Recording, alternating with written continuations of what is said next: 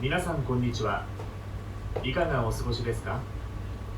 本日はあまり知られていない川久保玲の10の事実についてご紹介いたします。日本のファッションデザイナーであり、川久保玲を知らないんじゃない？みんな最近の人、若い人とかってそもそもかもしれないね。コムサデモードっていうブランドを知らないんじゃない？みんなそもそも昔コムデギャルソンで違うコムサデモード、コムデギャルソンは川久保玲じゃなくて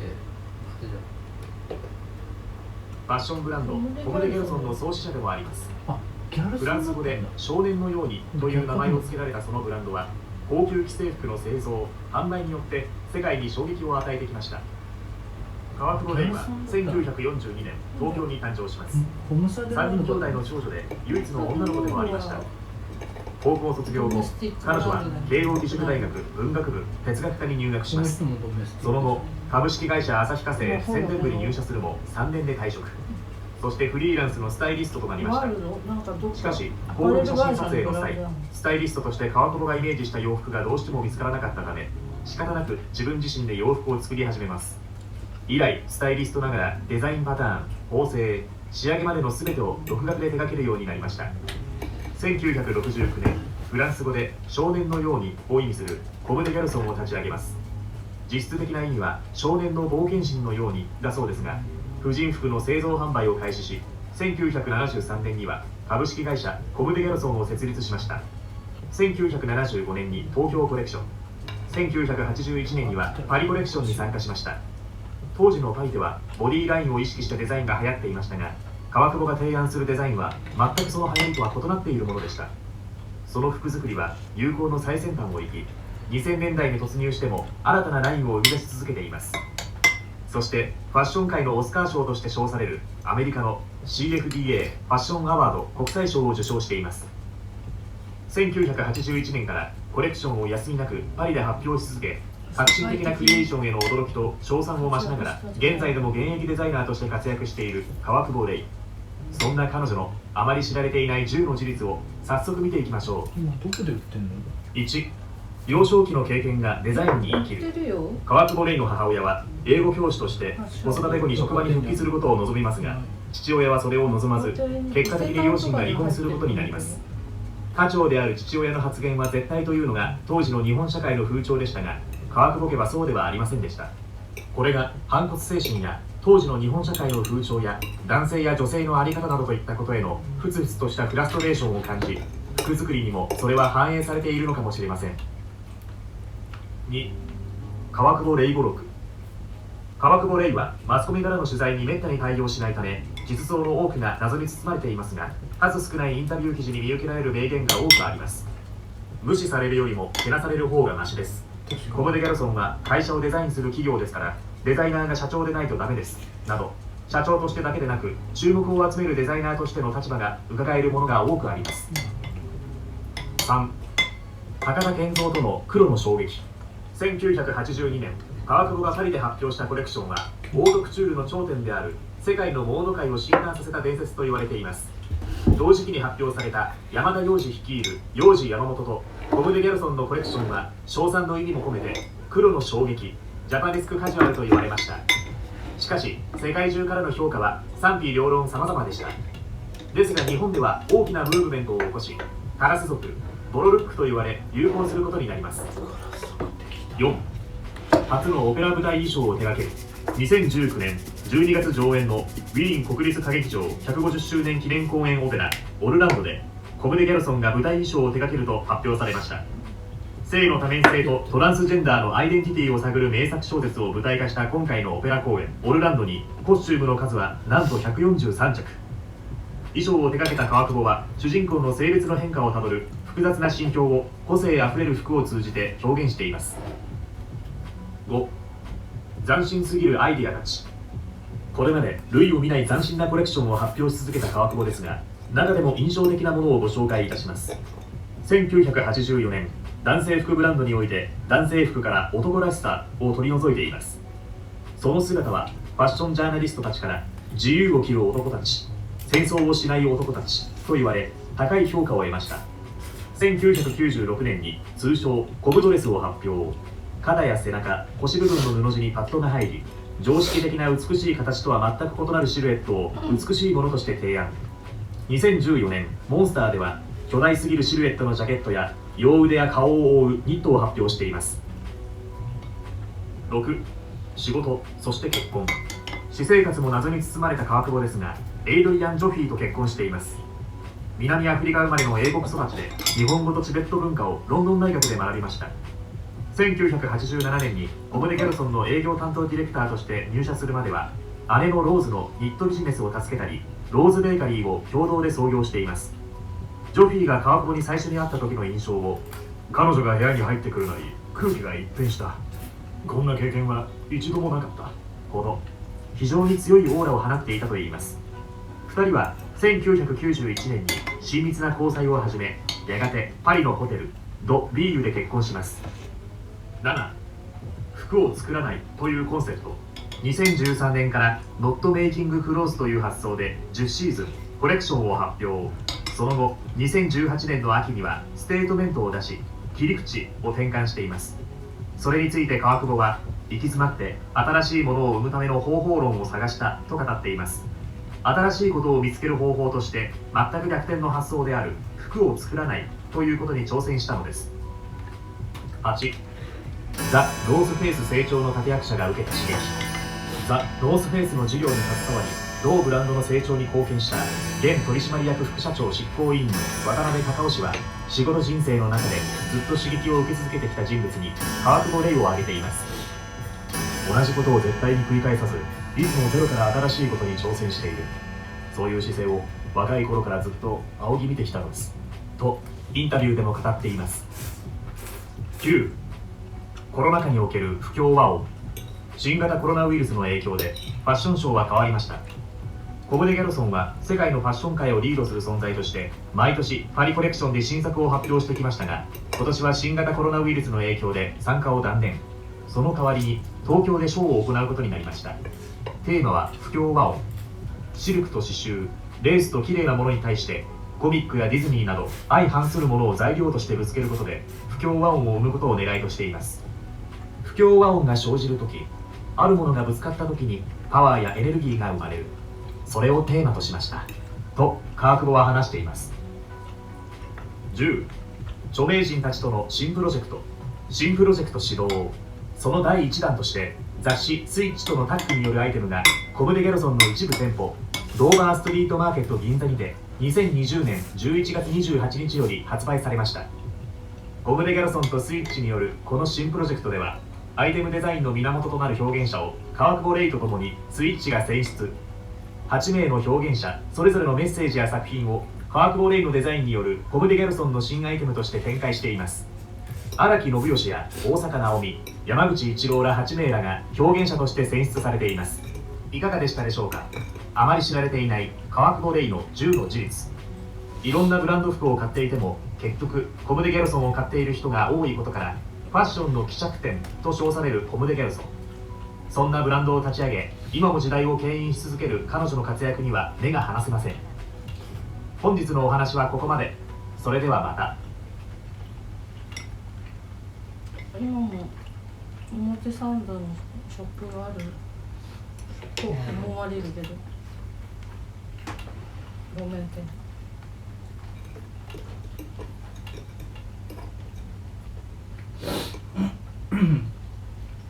なんかなかなか見かけないから。でもやっぱりね、いつもなんやかんや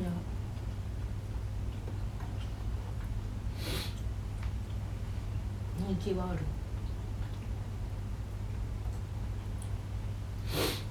服が女をかっこよくすることはできんよっていうのは、これ僕仕事始めてからずっと若気の至りも含めて言い続けてることで、かっこいい女が着るからそんなかっこよく見えるんだよ、かっこいい女が着ればボロ雑巾だってかっこいいんだよって言い続けてきたことで、そこのところは自己矛盾、自分の中ではないんです。矛盾があるとすれば、そういうふうに言ってるデザイナー自分がなぜそこまで作っちゃったのっていう作り方をした時は大きな矛盾がありますね。自分が作るものだけは嘘つけませんから。今夜のファッション通信はブランドヒストリースペシャル第3弾。反骨精神とエレガンスが同居する領事山本だ。黒の衝撃一歩、唯一無二のクリエーションで第一線を席巻し続けている山本耀司。番組では85年よりエポックメイキングな数々の賞を記録。アーカイブを紐解きながら日本が誇るボードマスターの奇跡に迫る。ボードの既成概念を打ち破り世界に衝撃を与え続けるファッションデザイナー、それが山本耀司。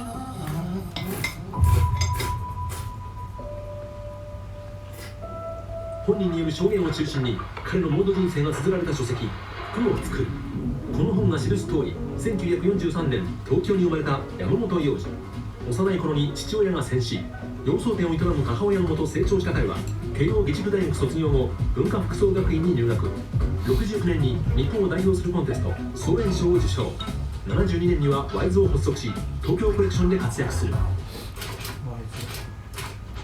満を持して幼児山本の名でパリコレデビューしたのが81年秋冬。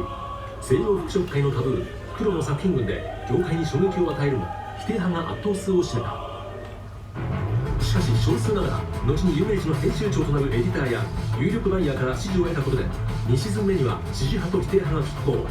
マスクをテーマにした82年秋冬には支持派が徐々に増え洗練されたシルエットが目立つように。そして83年春夏シーズン、東洋の真理を感じさせる知的なボロルックでとうとう否定派が支持派に回る。同時期パリに進出していたコムデ・ギャルソンと共に常に嵐を巻き起こしていた。ファッション通信では番組が始まった85年から数々の領事山本コレクションを取材。エポックメイキングなシーンをカメラに収めてきた。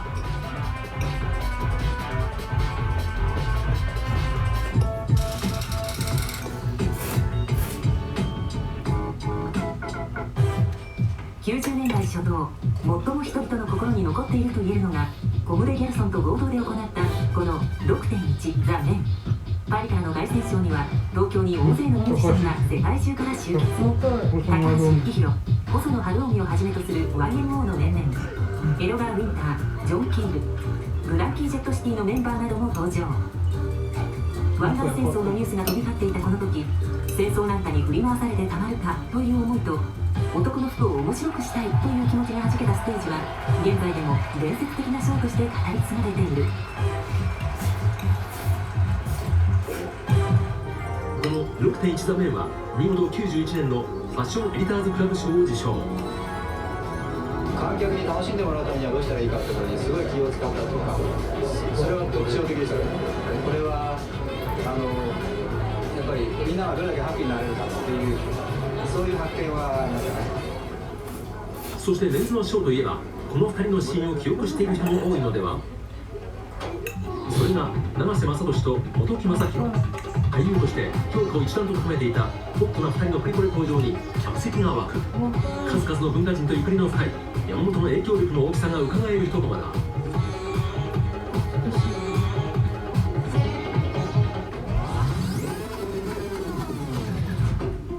6.1 残面から19年の時を経て再び東京で大規模なメンズのショーを開催。それが2010年秋冬 4.1 残面。服に負けるなよっていうのがずっとあって、そういう意味でたかが服されど服っていうのをみんなぶしにしたようなしかめっ面した難しい感じで考えるんじゃなくて楽しくいこうぜ。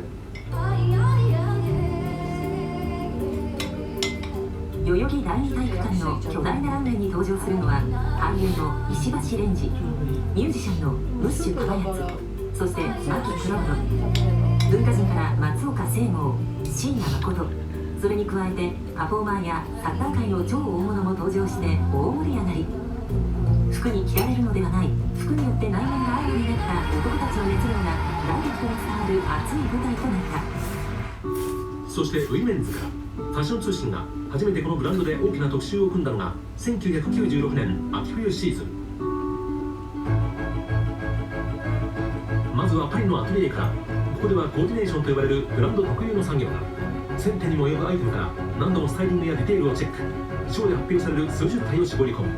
これはコレクションの向かうべき道をチーム全体で共有する大切な仕事なのだ。そしていよいよ開幕したショー。大寒波に襲われ底冷えした空気の中、温かな雰囲気の作品群が会場を包み込む。あるなんていうんですか、自負、ちょっとした自信がないとやっていけない仕事ですから、ここだけは自信なんだけどなっていうのは、実は片線1本とか脇線1本、その線に対する自分の価値観、この線こんなくれるぞっていうみたいなところは、誰にも負けないで作りたいなっていう。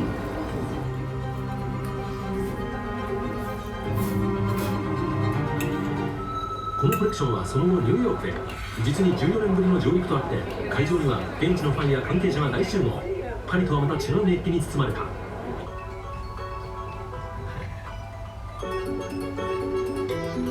山本耀司の根底に潜むアンチの精神から、切らない、縫わない、仕立てないといったアイデアを盛り込んだというこのコレクション。自身が憧れるノマドの人々へ思いを馳せ、温かみのあるカラーリングと力強いレイヤードで拍手喝采を浴びた。そしてコレクションを終えた山本は、ショーを手伝った長男と長女を連れ立って双方を歩く。家族と散策する束の間のひとときだ。I think Yoji is a poet of fashion. Il est totalement dans sa légende. 2011年、ロンドンのビクトリア&アルバートミュージアムで開催された回顧展に連動し企画されたのが、イメージビジュアルを一堂に集めたフォトエキシビション。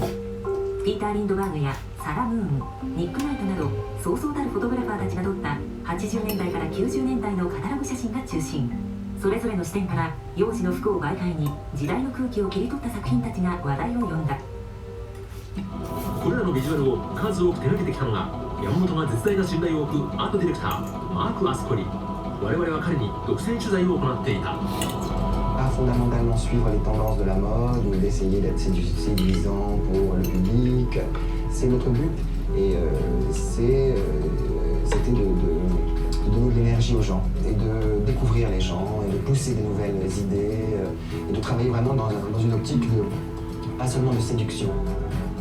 面白がらせてくれるそういうカタログという作品に出会った時はすごく嬉しいです。それはもう街でね、自分が作った服を着てくれる人がある彼女なりの理解と表現でびっくりするような着方をしてくれてると、これは発見ですね。もう全く僕にとってはクリエーションです。へえ、そうやるのみたいなそういうのと似てますね。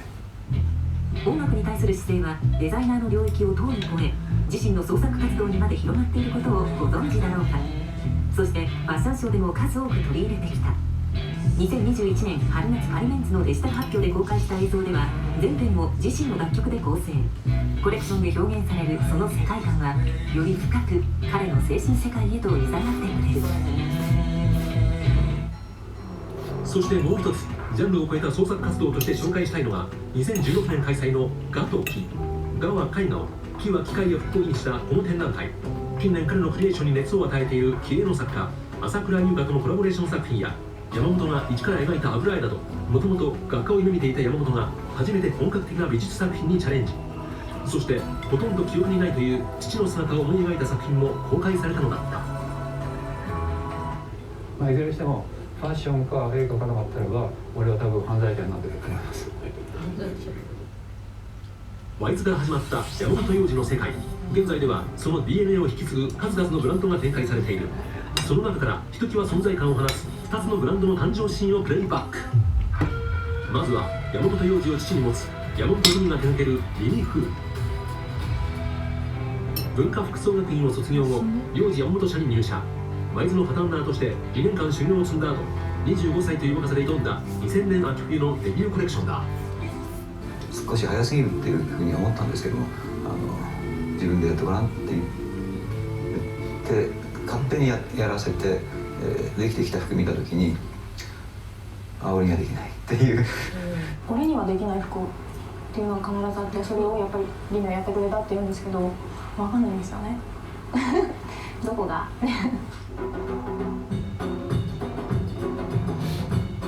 現在はリミフー、その前身となるのがこのワイズ・ディス・リン。山本凛は父親の96年秋冬ニューヨークコレクションでの仕事を見てデザイナーになることを決意。このデビュー賞では若さや疾走感あふれるステージで山本耀司の娘というプレッシャーを見事に跳ねのけ大成功を収めた。彼女の等身大の服作りはブレることなく現在も更新されている。そしてもう一つが言わずと知れたスポーツブランドアディダスとのコラボレーションから生まれた Y3。 幼児山本のショーに初めてコラボレーションアイテムが登場したのが2001年秋冬。そのニュースに業界で衝撃が走った。スポーツっていうのは特にジムナスティックなフィットネスなんていうのは体を完璧にしていくっていう方向から方向だと服いらないんですよね。ファッションいらなくなる。でファッションがいらないファッションってのがスポーツで、そのファッションがいらないファッションに対してファッション屋がやるっていう。2003年春夏数シーズンのコラボレーションを経てアディダス社がローンチしたのがクリエイティブディレクターに山本耀司を迎えた Y3。 アスレチックな演出の後、巨大なベルトコンベヤーの上をカットするモデルたち。幼児山本の Y とアディダスを象徴する3本線を組み合わせて名付けられたこのブランド。コレクションはアクティブなスタイルにモード的なエッセンスやハワイアン、花のモチーフなどが取り込まれ、新たなリアルクローズが登場。今でこそ当たり前となったスポーツブランドとデザイナーズというコラボレーションだが、その先陣を切ったのが Y3。 この熱量は現在もとどまることを知らない。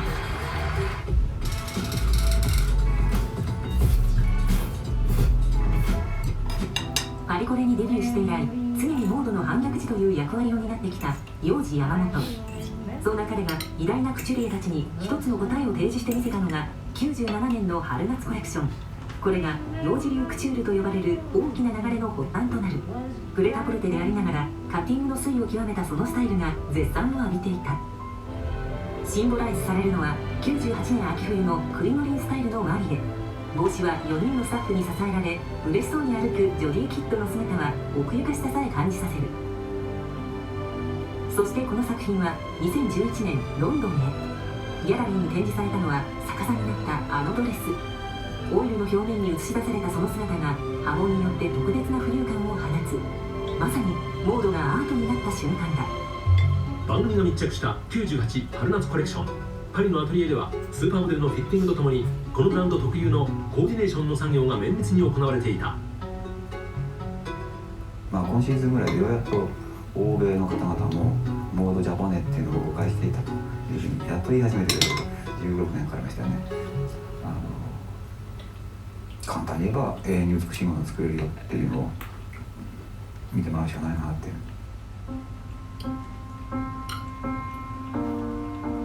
一枚の切れをねじったり結んだり包んだりしながら徹底的にヨーロッパ的なシルエットにこだわったこのシーズン。極力カッティングを減らしドレーピングだけで女性の立体美を表現。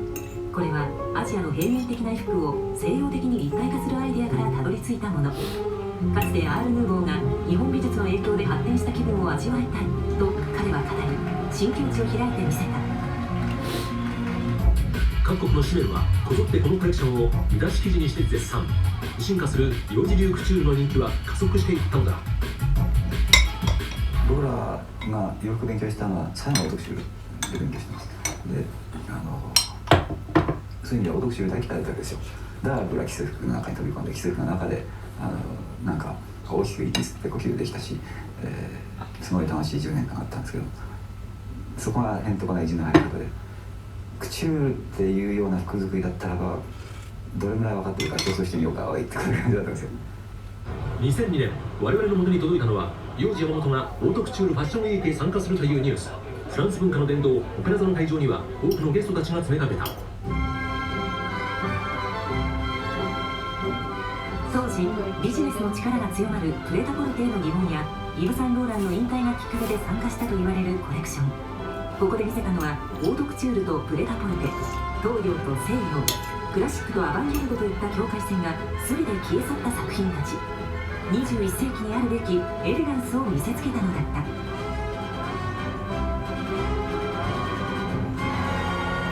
そしてフィナーレ、デザイナーの登場にアンコールが起こるという前代未聞のショーとなった。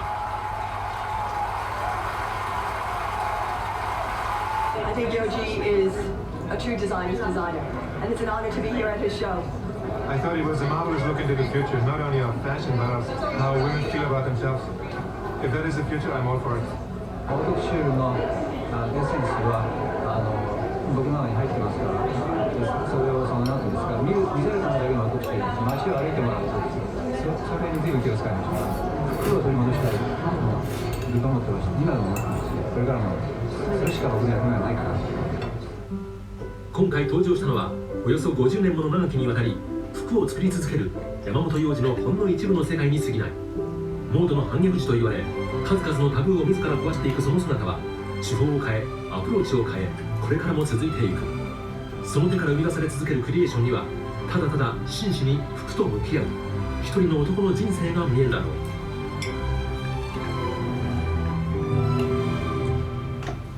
I have to say that my respect for women, my submissions to women, my deep emotions for women, my battles with women. やはり作家であり続ける限りは、自分が自分にとって最も真面目、モードっていう手法でモードを否定しようと思って20年間やってきた。服を取り戻す。儚いうなぎの中に流されるなよと。服を取り戻そう。俺も頑張るわ、みんな頑張ろうよっていう。最後まで責任ある態度で仕事し続けるほかないなっていう。だから要するに何か人に優しくしたい。もう最後の仕事は人に優しくすること。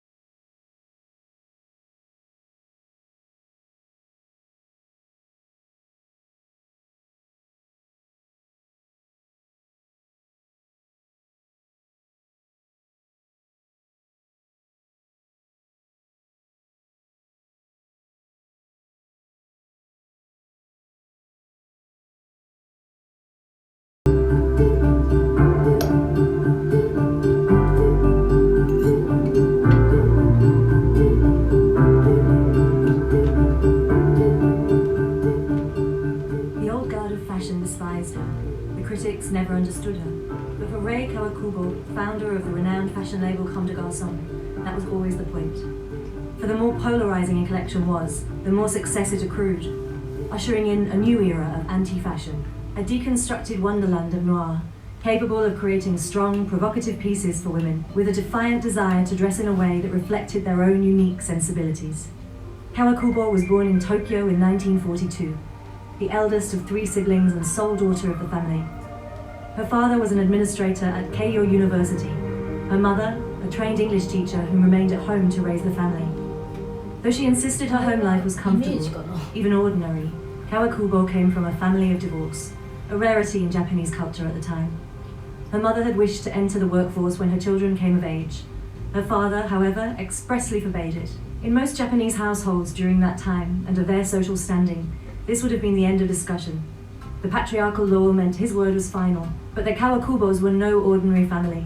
Their mother insisted on a divorce, leaving her husband to fulfill her own dream of becoming a high school teacher. I think my mother, I'm sure she thought about divorce, but she didn't do it. And then I remember actually talking to her, why, if you want to do it, why don't you do it? But she was worried about what other people think of her. And she's worried about actually being outdoor. Extraordinary, just want to actually make sure that she's in a box that which people expect. So the mom got divorced actually. Oh, that's actually highly unusual. It was an act that instilled a sense of defiance in her young daughter, teaching the values of independence and determination, a defining moment that Kawakubo would look to for resolve over the course of her life. In 1960, Kawakubo attended her father's university and undertook a degree in the history of aesthetics, a course that considered both Eastern and Western culture and art. My mother was born in 1930, and then when the Second World War ended, it was 1945, she was 15. And she often talked about actually how poor everyone was. But yet actually her mom, or her father, rather, her father was a lawyer, so well, quite well off, and she went to university, and it was very, very unusual for women to go to university and study. And then that was 1950s, early 50s. Yes, I can imagine actually that what you're talking about, and becomes a very colorful family. Like, I mean, it was such a brave move for someone. When she graduated in 1964, she left home and without telling her parents, moved into a shared apartment in the Simi Harajuku neighborhood of Tokyo.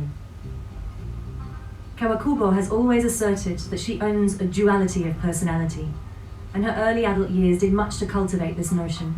While the bohemian lifestyle of the Harajuku spoke to her inherent desire to break the rules, the other half, gifted through education and the affluent social circle she formed during university, held a deep concern for both tradition and history. This dichotomy would eventually be shown through her sense of design, an appreciation for traditional Japanese construction, undercut by a desire to invert traditional ideals of fashion for shock value. Kawakubo found a job in the advertising department of Asahi Kasei, a textile manufacturer. She was afforded an uncommon amount of leeway in her new position, refusing to wear the standard uniform of an office girl, and assisting in photo shoots by finding props and sourcing costumes. She held a significant talent for the latter. Eventually, one of her colleagues insisted Kawakubo become a freelance stylist, which was uncommon for the time.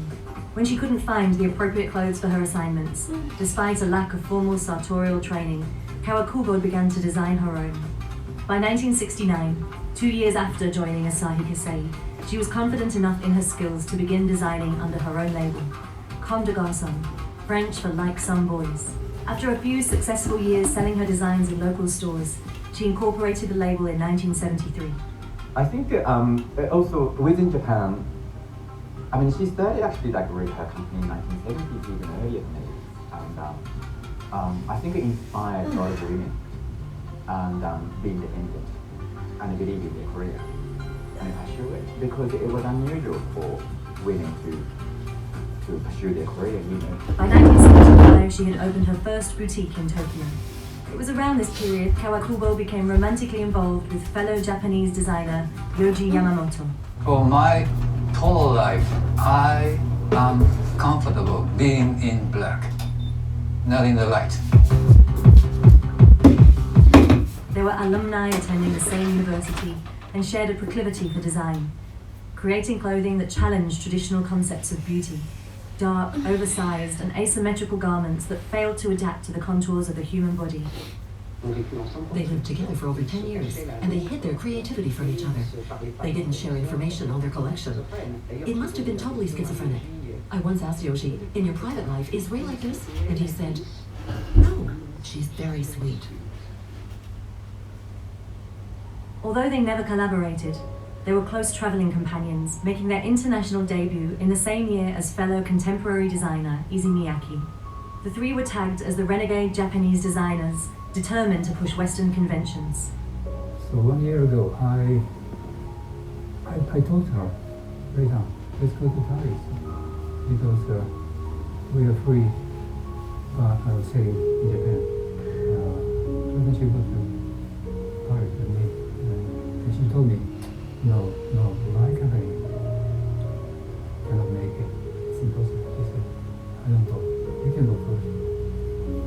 So, okay, then I will go first, okay? But finally, very coincidentally, 2 Japanese designers made a shop opening show. She made only show in hotel. Anyway, 2 designers from Japan made a show. Not that Kawakubo ever appreciated the comparison. I'm not very happy to be classified as another Japanese designer, she remarked in 1983. There is no one characteristic that all Japanese designers have. Happiness was an elusive characteristic for Kawakubo. She rarely smiles, holds disdain for the social conventions of small talk, and by her own admission is angry all the time. Her bitter melancholy is reflected even in the earliest of her designs. The jagged and fraying edges of her asymmetrical garments, textured with her signature black tone. So often used to appear slimming and beautiful in Western culture, in the hands of Kawakubo, it signaled an emptiness within fashion. absence rather than presence. Let's get rid of the ideas that have been around for a long time, such as folklore and traditions, and let's start again with something new. Would you like to choose the women who wear your clothes? No, not at all. Doesn't it oblige women to change the way they live? Well, if it does, I'd be very happy. Even as she expanded into colour later in her career, believing the tone to be tired, black remained an integral feature of Comme des Garçons through her noir line.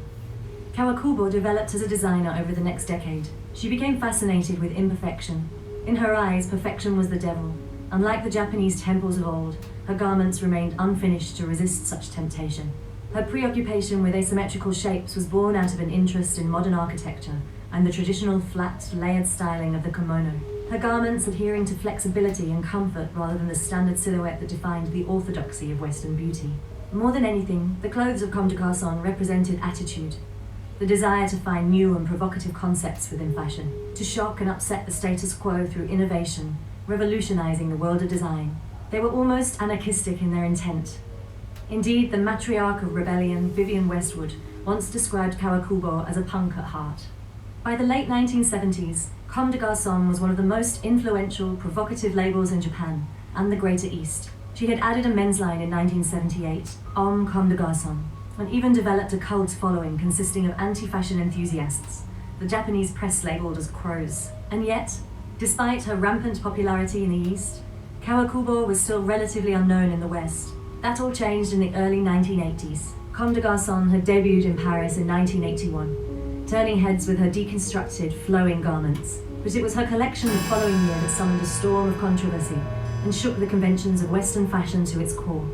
I always thought that the Rei Kawakubo and Yoji Yamamoto were inseparable because they share such a similar philosophy. I mean, I'm talking about actually 1980-81.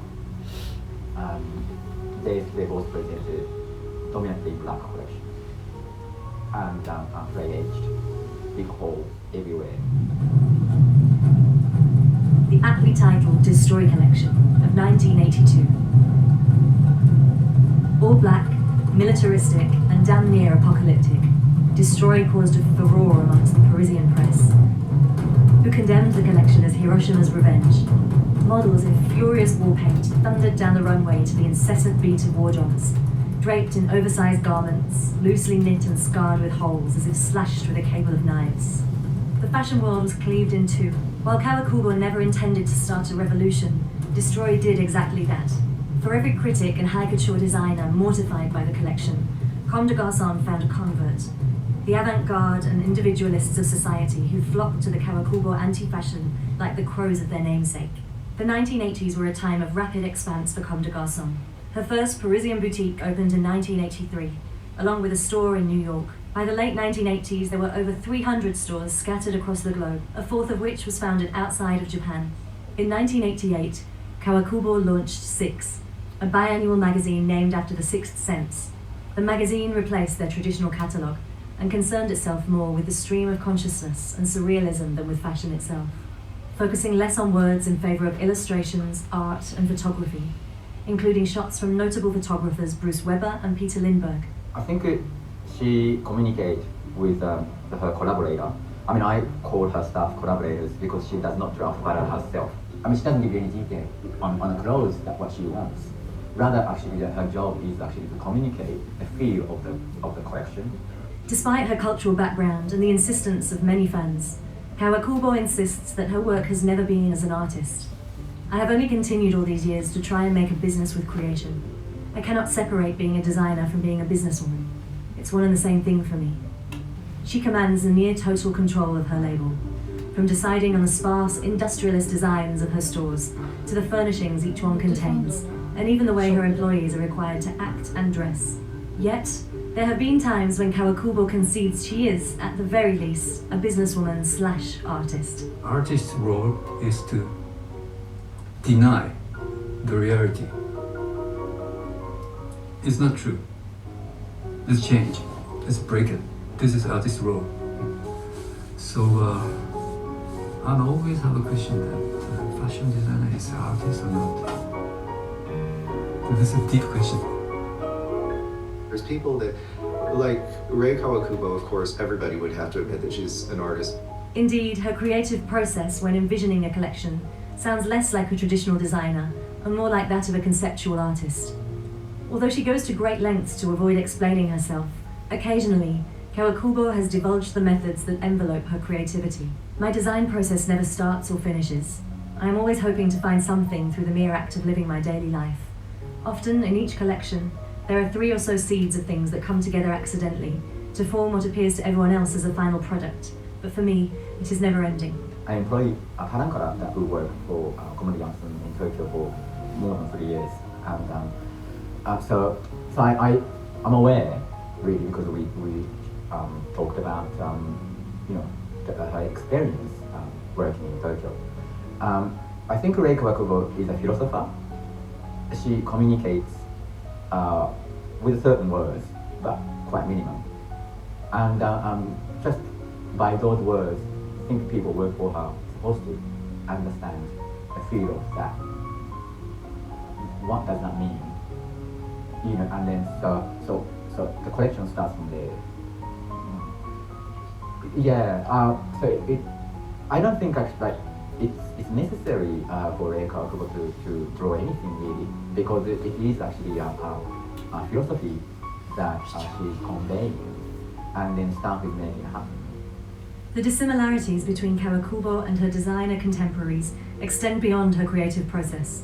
While other fashion moguls indulge in mansion hopping, art collection, and socializing with the celebrity elite, Kawakubo enjoys a quiet lifestyle dedicated to her work. Her only indulgences, it seems, are her love for animals and her monstrous Mitsubishi car from the 1970s.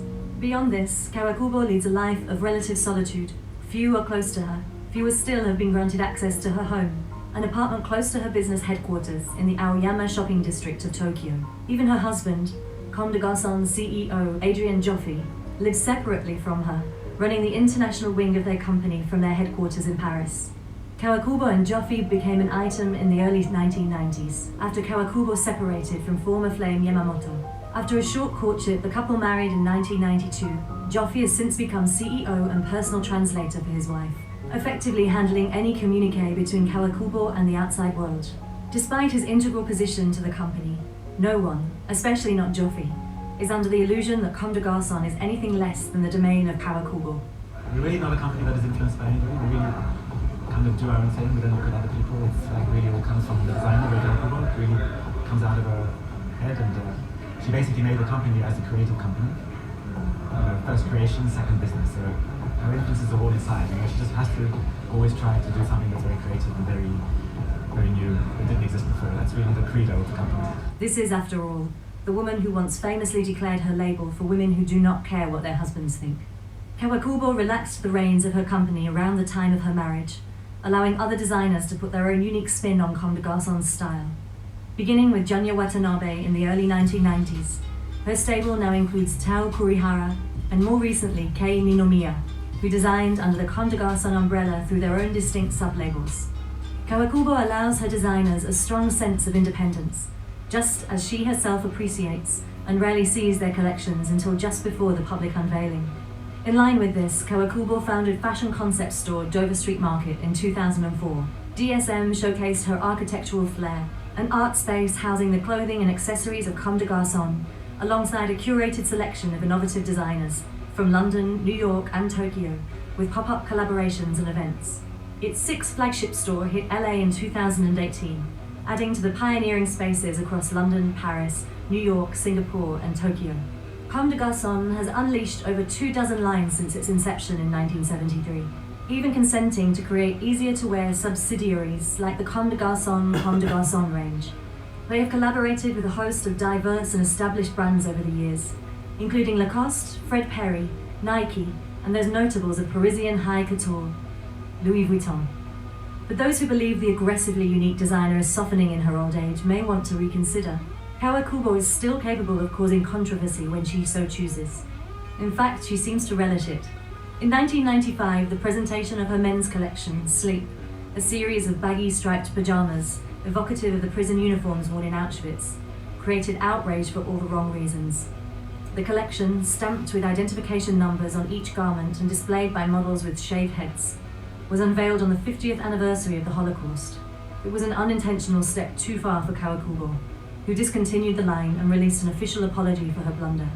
There would be no apologizing 2 years later, however, when the 1996 collection, Dress Meets Body, was unveiled and Kawakubo shocked the world once more. Incensed by a Gap window displaying banal black clothes, her signature tone, reduced to something incomprehensibly generic, Kawakubo began experimenting with new forms of structure, inserting basketball-sized pads as a deformity intended to highlight the actual over the natural. By adding these extensions, Kawakubo believed she could control the perception of reality, making deformity seem as conventional as the Gap light that had inspired her designs. Critics of the collection were less than convinced, declaring it as a perversion of design that conjured nothing other than the strange. Kawakubo has always been unafraid to reject progress and convention, even after embracing it. When her 2011 collection, White Drama, was too easily understood, its cryptic title easily deconstructed by critics as a journey through the seminal events of life, Kawakubo became despondent, later declaring she does not feel happy when a collection is understood too well. It is a desire for the unique that permeates every facet of her business. In 2004, Kawakubo, together with Joffy and Comme des Garçons, were credited with originating the pop-up store trend, introducing the label to cities around the globe for less than a year in any given location. Once the idea entered the mainstream, Kawakubo denounced the idea as tired and ceased producing pop-up stores. A 2008 collaboration with H&M produced similar results. Despite its rampant popularity, the collection produced a near riot in Tokyo. Kawakubo is reluctant to travel the same path again, going as far as to criticize the fashion industry outright. I don't feel too excited about fashion today, more fearful that people don't necessarily want or need strong new clothes, that there are not enough of us believing in the same thing, that there is a kind of burnout, that people just want cheap, fast clothes and are happy to look like everyone else, that the flame of creation has gone a bit cold, that enthusiasm and passionate anger for change and rattling the status quo is weakening. Yet, the flame of creation, as Kawakubo elegantly puts it, continues through the litany of high-profile designers she has influenced through her nearly 5 decades in fashion. European converts like John Galliano, Martin Margiela, and Raf Simons, legendary designers enchanted by the anti-fashion that Kawakubo dragged into the consciousness of couture all those years ago. Having started Comme des Garçons at age 27, Kawakubo, now 76, shows no sign of slowing down. The designer is still staging at every Paris Fashion Week, presenting her unique brand of high concept that translates into an estimated $280 million a year commercially. It is a singular dedication to the work, as she calls it, that propels her in the present, with little thought given to her posterity. Despite this, that legacy was honoured in the 2017 Met exhibition. Rei Kawakubo / Comme des Garçons, Art of the In-Between, equivalent to the fashion world's Oscars. This gala, which is organised on behalf of the New York Costume Institute, is only the second monographic exhibition on a living designer since the Metropolitan Museum of Art's 1983 exposition on Yves Saint Laurent. Let's see if I can reach it. Yeah, you can reach me. Of course, you can. Pretty smell it. Thank you. Is this Ray? How did you get into it? She really is the most important and influential designer of the last 40 years. So a lot of the aspects that we now take for granted in fashion, like notions of asymmetry, the idea of the unfinished, raw seams, unfinished edges, were pioneered by Ray in the last 40 years. So in a way, she's changed the course of fashion history. So I thought it was cause to celebrate her. Ray's known for a very stark, monochromatic color palette. And like Ray is your favorite designer's favorite designer. I mean, like her abstract way of thinking just continues to influence so many brands. And it's 4 or 5 years later, they'll do something that she's done. Curated by Andrew Bolton and assisted by Kawakubo, the exhibition features 150 garments that span the brand's archive since the 1980s. Split into 9 spaces and blocked by colour, it explores the timeless fluidity of the designer's work, which also manages to escape definition, with the only text presented as dichotomies across the 9 themes: absence versus presence, design against not design, and so on, exploring the art of creation and recreation, revolutionized by Kawakubo. As difficult as it becomes in the modern era of fashion, when so many have injected themselves into the medium, with the same deconstructionist aesthetic Kawakubo in part inspired, her aspirations to push the boundaries of fashion continue to delight and offend in equal measure. Kawakubo wouldn't want it any other way.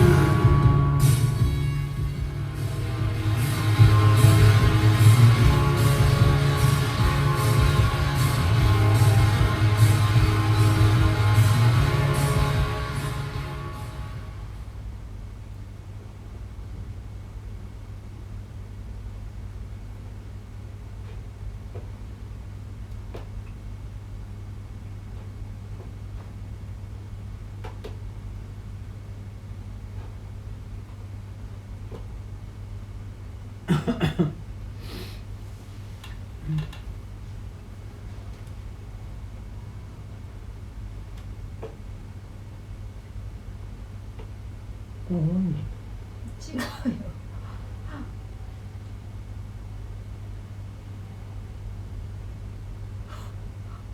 おかっぱなだけ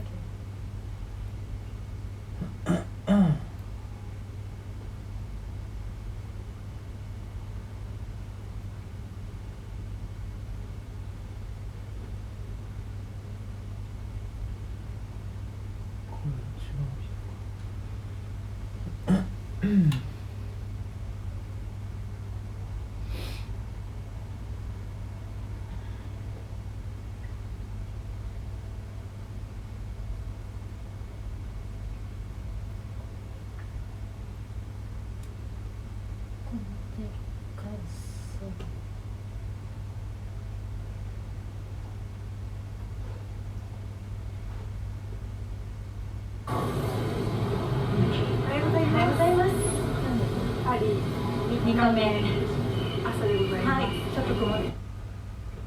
住むアイアダムパリコレに潜入。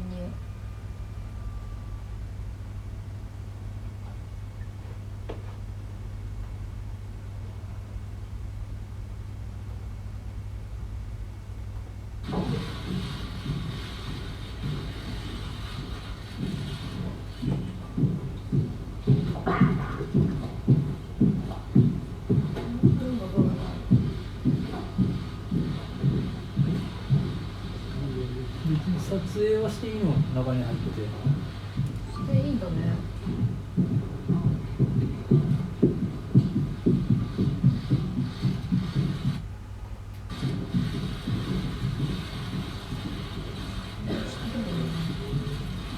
音楽がないけど不思議だ。これはなんかショーとは別のなんかなのかもしれない。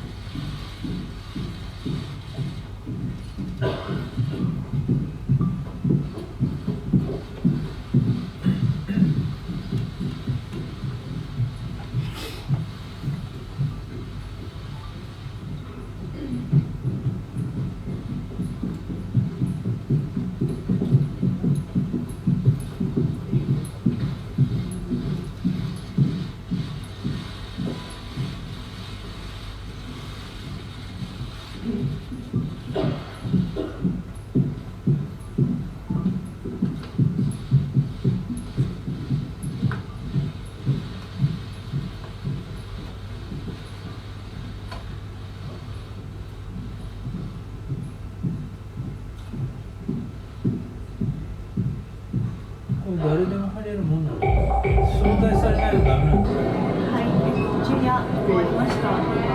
すごいね、パンクだったけど、すごいワンピースとか可愛かったし、なんかキュートだったね。おしゃれさ。どうぞお楽しみに。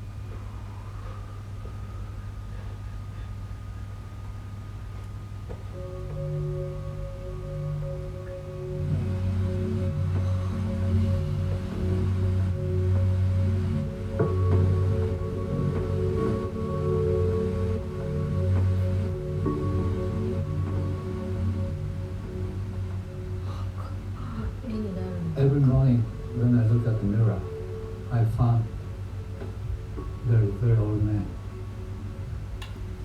He looks very tired. And I thought to myself, are you still wanting to fight? This happens every day.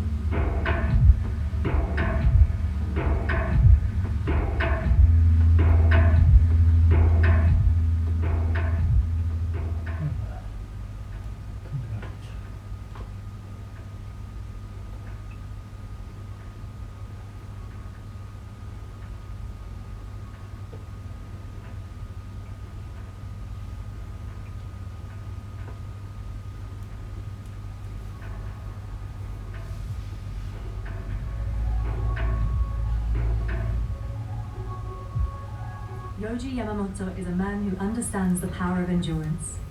The product of a Japanese culture ravaged by war, the progressive designer has built his 50-some-year career on perseverance and a refusal to bend to the will of tradition. From his initial struggles as an emerging designer to his incendiary debut on the world stage, all the way through to the near collapse of his company in the wake of the global financial crisis, Yamamoto has overcome every obstacle in his path, and always on his own terms.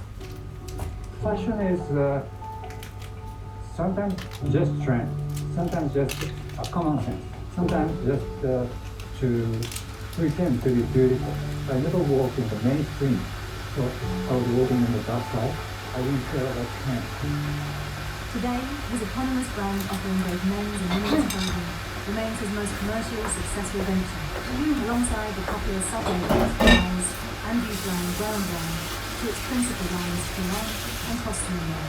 In 2018, the brand evolved yet again, expanding into a line of perfume. His innovation has led to groundbreaking collaborations and pop culture moments, working alongside household names of fashion, reinventing icons like Dr. Martens, whilst dressing icons of entertainment from Tina Turner to Elton John. Most particularly, his trailblazing Y3 range with the street sports giant Adidas spun a new wave of cross-genre collaborations, paving the way for the now billion-dollar athleisure industry.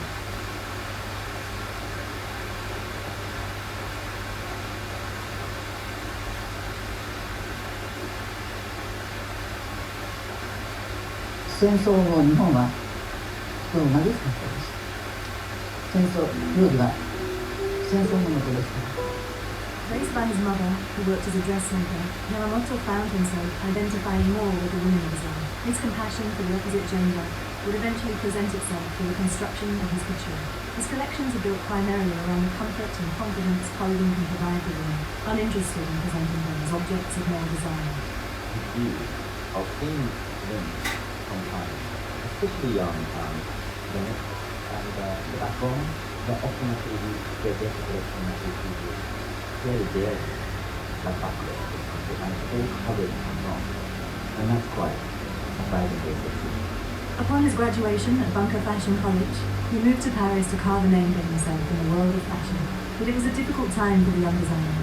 He rented a tiny flat in the city and spent 9 months showcasing his freelance designs and sketches to fashion magazines, with little to no success. So after graduate, I was applied from school. I was sent to Paris for 1 year. Living in Paris, we had nothing, we achieved nothing.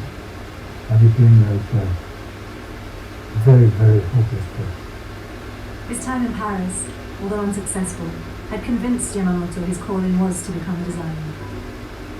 I decided to contact Japan and started working hard again, just taking order and measurement, the cutting fabric and the fitting for any type of customer. Outside the dressmaking shop, Yamamoto began to freelance on the side. His early designs set the template for the designs that would drive him to superstar status over the next decade. Asymmetrically cut clothing that was loose and elegantly layered, designed to conceal rather than reveal. A mysterious and elegant new form of chic that clashed with the rigid and geometrically precise lines that dominated Parisian fashion at the time. Typically, Japanese women were wearing imported and very feminine things, and I didn't like it. I jumped on the idea of designing coats for women. It meant something for me. The idea of a coat guarding a home, hiding a woman's body. Maybe I liked imagining what is inside. Actually, I found it, especially Yogi's work. I think his work is actually highly sensual, or sexy actually, only because it gives you actually a lot of imagination of what's underneath. And that's really more exciting than actually like, seeing everything that's so in your face, really. After working freelance for a number of years, Yamamoto decided it was time to open his first ready-to-wear boutique, Wise. However, just as it had been during his tenure in Paris, prospects as a store owner in those early years were bleak. His flowing armhole dresses of linen and woven cotton failed to make an impact on a Japanese market more interested in European and American fashion.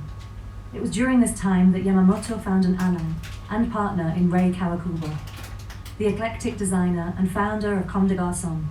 Despite radically different temperaments, Yamamoto a relaxed, affable personality, quick to draw a smile, and Kawakubo the near inverse. They shared a commonality in couture. Both were attracted to the abnormal, unrestrained by conventional rules and tradition. Their aesthetic shared the same appreciation for the dirty, the imperfect, and the unencumbered. Through very different prisms, both were searching for a new way to design for women. It took a while to catch on, but eventually Yamamoto found his success. His first public collection in Tokyo in 1977 became an instant success, and Wise capitalized quickly as it expanded through the entire country. I had a map of Japan on the wall, and I had a pin for each city where I had a connection with a shop. By 1980, he had nearly covered the map. The time had come for Yamamoto to once again try his hand on the world stage. Ignoring his past failings, the designer opened a store in Paris in 1981. That same year, he debuted at Paris Fashion Week in a collaborative show with Kawakubo that shook the foundations of traditional expectation. When you came to Paris and showed your clothes, were you conscious that what you were doing was so incredibly different to the fashion that existed? Not at all. I was just thinking to open a tiny shop in Paris. That's it. I didn't know such a movement, such a wind was blowing. I just wanted to open the shop.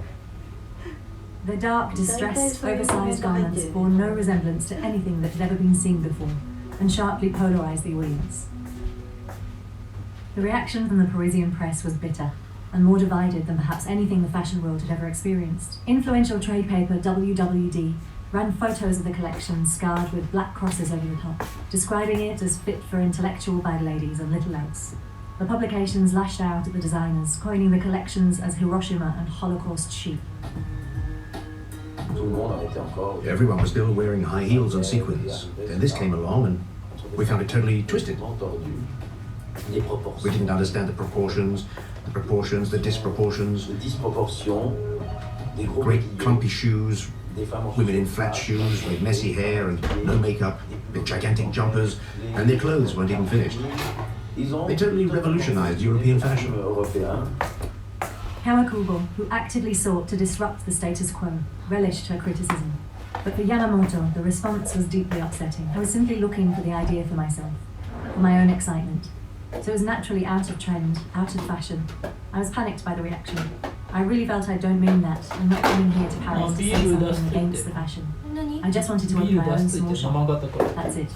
Despite the protestations of critics, those same 30% who applauded the collection were converts to this new sense of design.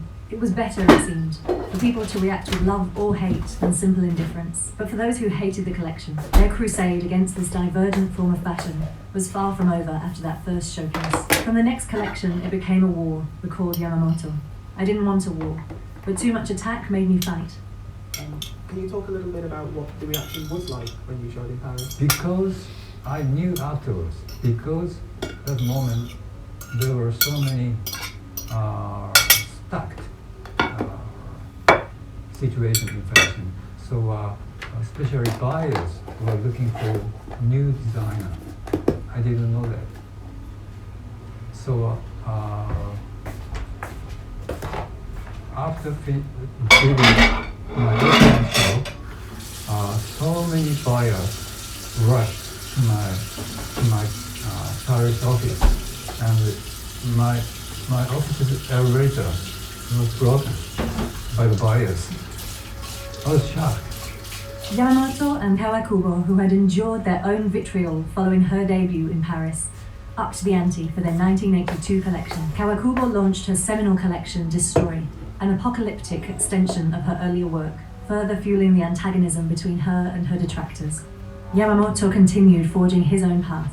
Together, they began to be seen as an invading wave of Japanese design. When one designer is thinking like that, there is not so much reaction, but because there were two, it meant the army from Asia. It was a curious statement for a designer whose influences had little to do with his own culture. While Japanese traditions were lightly reflected in the loose kimono drape of his designs, Yamamoto, like most of Japan at the time, found more interest in Europe and American aesthetic, particularly the formation of punk culture, some 5 years prior to his Paris unveiling. Malcolm McLaren, godfather of punk, recalled both Yamamoto and Kawakubo as a pair of excellent customers when they arrived at his guerrilla store Sex during the late 70s. Like many counterculture followers through the decades, Yamamoto and Kawakubo it was one of the most striking and divisive features of their early Paris collections, and perhaps the most attractive quality of their garments. Although they were hardly the first to introduce black to Parisian fashion, Coco Chanel's little black dress and the Yves Saint Laurent tuxedo spring to mind, there was an avant-garde quality to their use of the tone, a layered meaning that gave multiple context to a minimal design choice. Black is modest and arrogant at the same time, says Yamamoto. Black is lazy and easy, but mysterious. It means that many things go together, yet it takes different aspects in many fabrics. You need black to have a silhouette. Black can swallow light or make things look sharp. But above all, black says this: I don't bother you, don't bother me. Objectively, they had really done their homework. I'm convinced that they knew full well what they were doing when they arrived in Paris, what they were going to turn upside down. It was no coincidence that they decided to arrive together. They probably wouldn't tell you that, but Rei Kawakubo and Yoji Yamamoto were together, you know. They lived together for over 10 years, and they hid their creativity from each other. They didn't share information on their collection. It must have been totally schizophrenic. I once asked Yoshi, in your private life, is Rei like this? And he said, no, she's very sweet. When you arrived, both of you quite at the same moment, they had a tendency to put you together. What did you think of that? I thought it is stupid to shout that I'm different. The Yamamoto design aesthetic has evolved over the years, moving beyond the oversized silhouette of his early work and into the fitted couture representative of the times. Unlike many anti-fashion designers who deliberately work against the grain of the populist, Yamamoto is more concerned with following his own instinct and forging his own path than he is with the expectations of others. I hate to look back. I'm always looking forward to what's next. What can I do next? The only person he expects to outdo is himself. Each collection is designed to move him forward as a designer, as an artist. Yamamoto's career reached its zenith in the 1998 wedding collection. It confirmed the new romantic path he had taken as he shifted register from masculine to feminine. The catalyst was his study of haute couture. He pored over the neo-Edwardian gowns of the American designer Charles James at the Brooklyn Museum of Art in the summer of '99 when he was in New York to pick up an American fashion award. In the jigsaw of pattern pieces, he uncovered another designer's process. Around this height, Yamamoto also became the sole subject of a Wim Wenders documentary, Notebook on Cities and Clothes. Perhaps this searching for new inspiration is what led him to becoming one of the first designers to bridge couture with sport, collaborating with Adidas to produce the iconic Y3 sneaker back in 2001, long before athleisure was introduced to mainstream culture. Y3 is a collaboration label between Adidas and Yamamoto, bringing the Japanese designer's sartorial aesthetics to the sports brand, and resulting in a fusion of high fashion and advanced performance wear. Unveiled in Paris in 2002, the Y3 brand celebrated its 10th collection with the Autumn-Winter 07-08 men's and women's presentations in New York City. By 2016, Y3 Sport was launched, a capsule collection which focused on functionality. The popular range of sneakers proved to be a big hit amongst celebrities and fashion influencers, earning Yamamoto some serious street cred. Around 15 years ago, it was a moment that the fashion professional people, they started saying maestro, master. At that moment, I felt that I came too far from the street. I was almost losing my enthusiasm for clothing. I had a big question. And then I watched around carefully the street in New York City, in Paris, in Tokyo. There were so many running people. Time to care about the body. From my side, I made a phone call to Adidas directly, saying that I want to work with your company. Then, very quickly, the answer came back. Let's do it. Despite his success as a designer, Yamamoto held little interest in the business side of couture. The lessons he had learned at Bunker College never truly stuck. Yamamoto preferred to handle the creative element of his company and let others handle the business. This decision came back to haunt him. In 2009, Yamamoto filed for bankruptcy with debts of 6 billion yen, but was rescued by a Japanese private equity fund, Integral Group, which backed a rehabilitation effort, which under Japan's civil rehabilitation law meant the business could continue to operate. At the time, Yamamoto told industry newspaper Women's Wear Daily that problems arose in part because he left too much to others.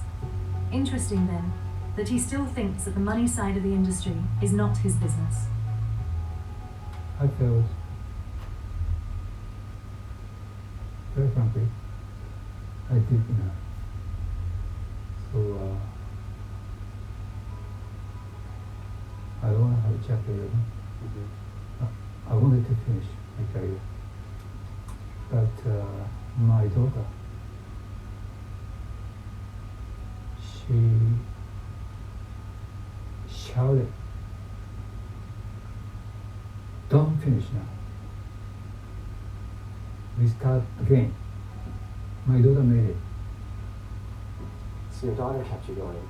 She's the one who convinced you. Yeah. I told her, "Lini, don't do that. Don't. I did enough. I feel even tired.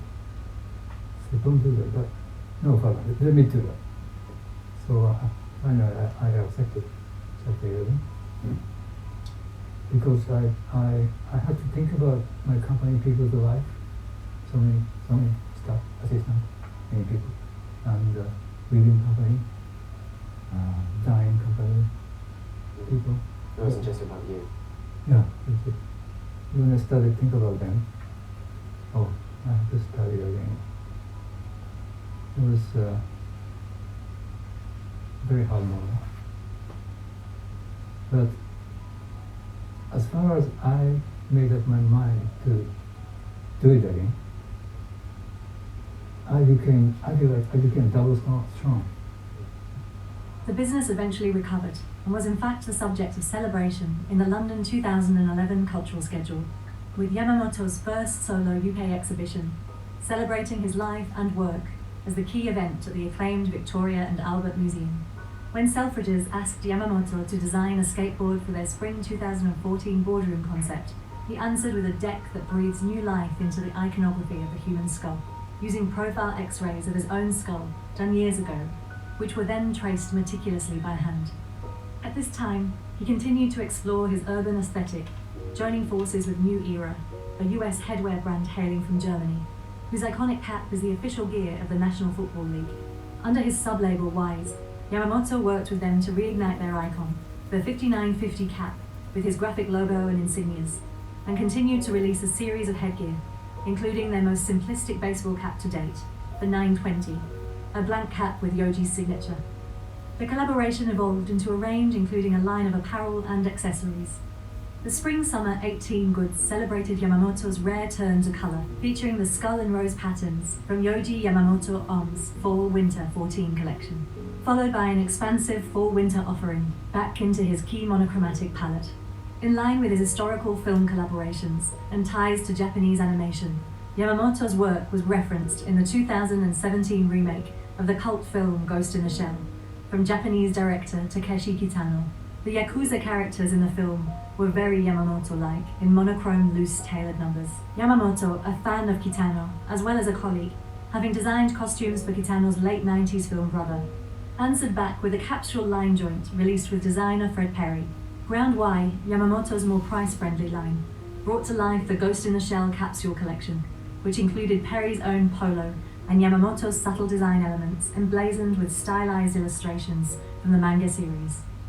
We became like a friend like 6-7 years. already. 珍しい赤。 So we do many things together, officially or privately. When Takeshi wants to speak very important thing, but he doesn't speak, he brings something to me. So at the very, very first fitting of the two main characters,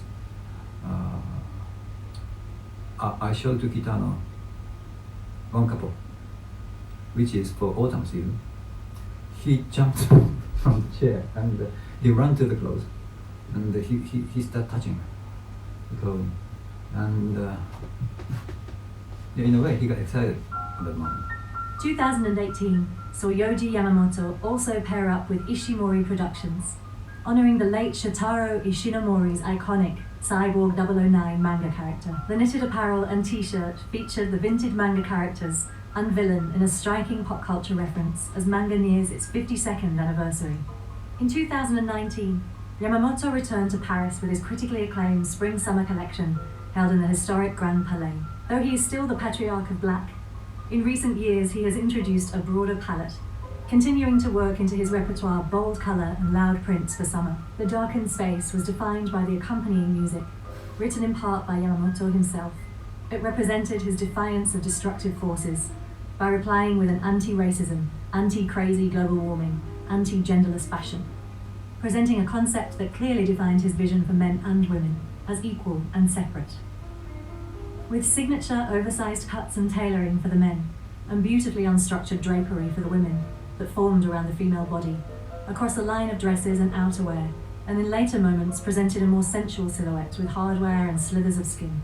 His final act was an all-white colour palette that moved into bright colours, casting 5 black models to open and close the show. Whilst the clothes spoke for themselves, his abstract anti-vision may have been lost on critics, but it is more complicated than being just lost in translation. According to Vogue's Amy Werner, Yamamoto has remained relevant precisely because there are so many unknowable aspects to his work, and people respect him immensely without overthinking why or how a collection materializes. Recent seasons have yielded themes that fluctuate between cheeky and profound, as though he is working through how to express himself in his advancing years. At a time when the gender-neutral movement is afoot, Yamamoto's presentation is at odds with the times, but it is less a battle against the cause than it is a means of reconnecting identity through clothing, with the brand as ever determined to forge their own path. Before this, his Fall 18 showing in Paris was one of the most poignant to date, venerating the late fashion vanguard, friend, and contemporary Azzedine Alaïa. His passing disrupted Yamamoto's usual process, coming to him almost in a vision that challenged the sculptural fashion made famous by Azzedine against the master of Cubism, Pablo Picasso. This level of championing another designer, especially in a show, is not a common occurrence in the world of fashion. It was a moment that collided the unlikely masters, whom, like two sides of a coin, were equally valued for their contribution. The collection placed notes of sculptural details, from the oversized collars and lapels, amidst Yamamoto's own signature volume with deconstructed cubist moments that even went three-dimensional. The patchworked leather corsets and classic tailored coats resembled some affinity with the king of cling, not unnoticed by Alaïa's inner circle, whom were in attendance for the touching tribute. There was not a dry eye in the house. The catharsis even took a toll on Yamamoto himself, emotionally and physically bringing him to question his own footing in a new era of designers and the legacy of his life's work. The last of the long-standing designers to remain staunchly independent and maintain relevant collaborations across several decades. In his life, Yamamoto has managed to capture his craft, memories, and musings in a holistic autobiography unlike anything else. My Dear Bomb encapsulates his style and his efforts to understand his critics as part of his personal evaluation. It is not chronological, rather a fusion of poetry, anecdotes, and trade notes. His previous publications, Talking to Myself and Why is Yoji Yamamoto, are an open door into the genius of Yamamoto. At 75, Yamamoto has always disregarded the idea of retirement and practices fierce dedication to the craft and his team. Certainly, this renegade of fashion will fight off his final chapter. For my total life, I am comfortable being in black. This dark side of the life, not in the light, is attractive for me forever. Too good harmony is boring. maybe I'm not interested in this fashion generally. I'm just interested in how to cut clothing. Dressmaking, clothing making, cannot lie.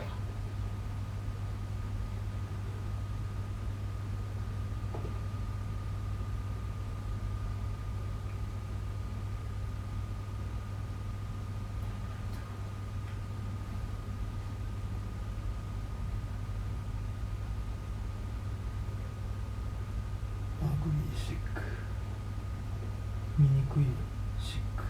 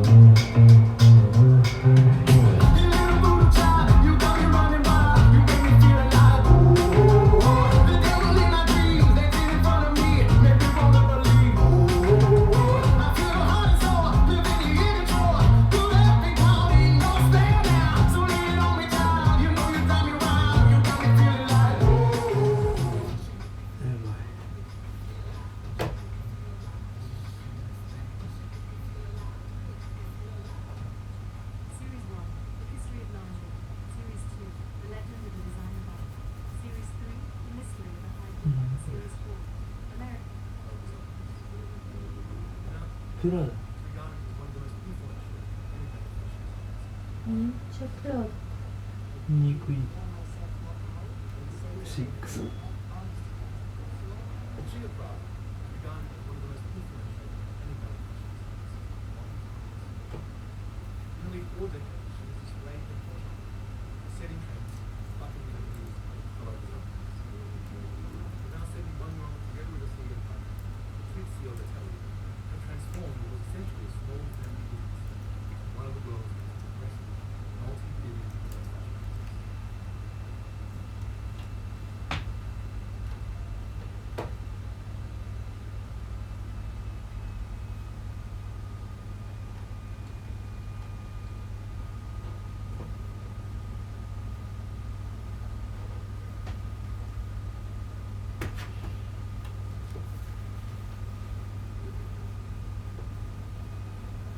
この人なんかいいんだよね。誰？カイペティート。有名人？有名かどうか知らないけど。プロ。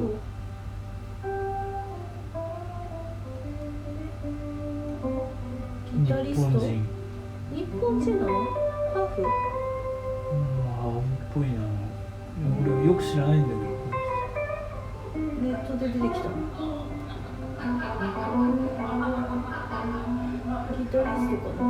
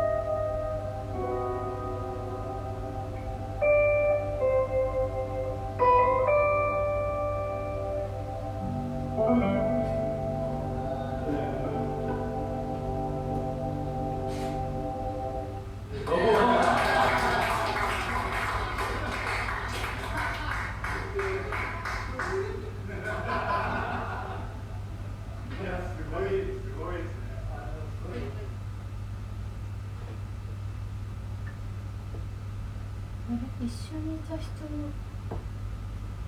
見たことある気がする。あれやってみて。右の左。それそれ。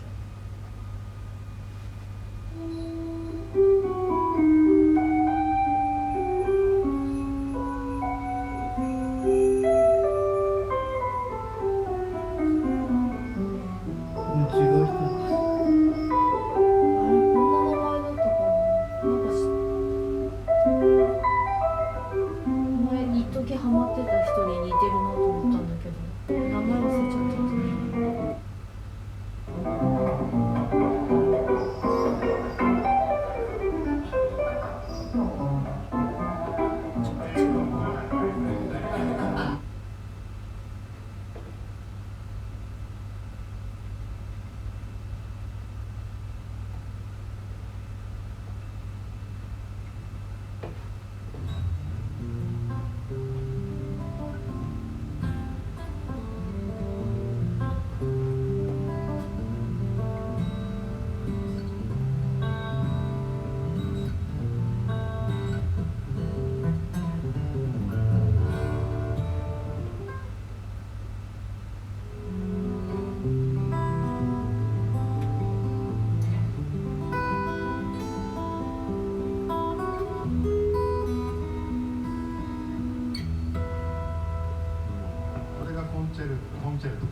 これコンチェルトですね。ですよね。はい。コンチェルトはボディが一番大きいやつです。ボディが大きくてスケールは一緒で。スケールは一緒で。でミディアムゲージがミディアムゲージです。貼ってあるんですよ。スタンダードで。ですよね。はい、そうです。はい。僕はちょっと太めの弦がとても好きで、結構ドロップチューニングとかもするので、ありがたいんですけど、レギュラーチューニングでも全然そのオーバーテンションな感じがない。すごく絶妙なテンションですね。なんかやっぱこう太い音が僕やっぱすごくとても好きで、僕歌も普段ライブで歌うので、このボトムが効いた支えてくれるギターっていうのはもう真っ先に惚れ込んでしまう。レギュラー生産品の中の、最も、お求めやすい価格帯のモデルとなっています。具体的に言いますと、30万円ぐらいなんですけども、求めやすいのが特徴としてはですね、まずブリドラム史上最軽量、すごく軽い、そして、鳴りやすさを重視した設計になってまして、全然違いますよね、やっぱね。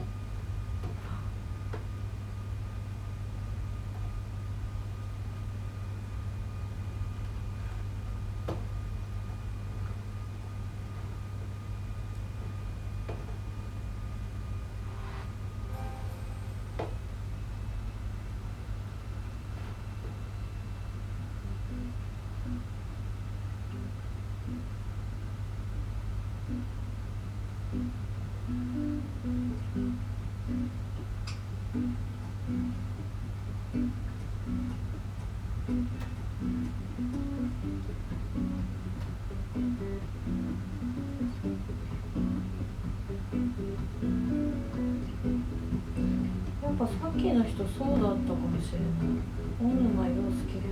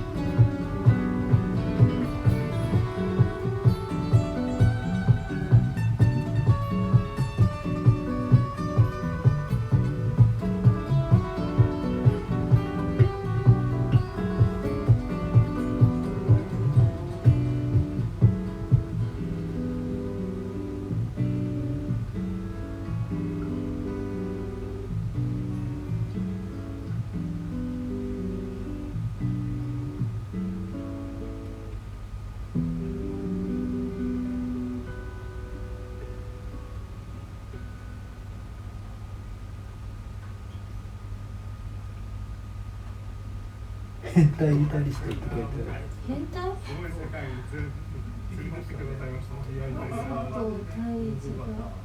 しかも本当になんかこうすごい立体的になってくるので。ペティートと素敵なセッション。変態な。上手なんですよ。めちゃめちゃ。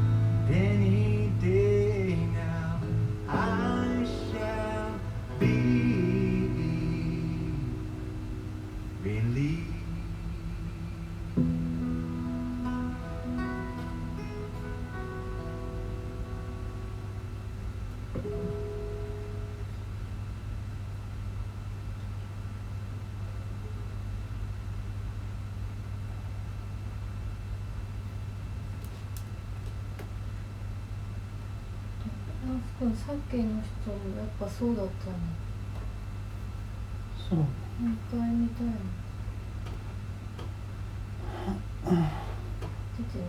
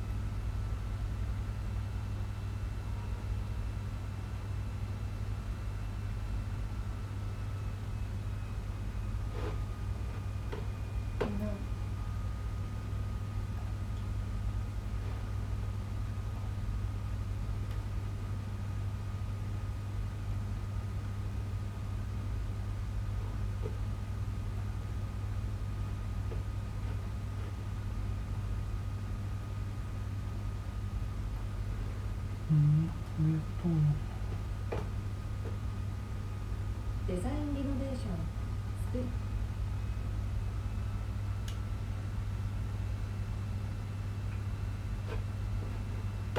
出てこない。いいよ。でもね、その影響で私ほらエレアコギター買ったんで弾けるようになりたいって挫折したけど。よいしょ。ごちそうさまでした。ご視聴ありがとうございました。また明日おやすみなさい。今日はファッション特集でした。おやすみなさい。カイペティートもカイペティート以上。カイペティート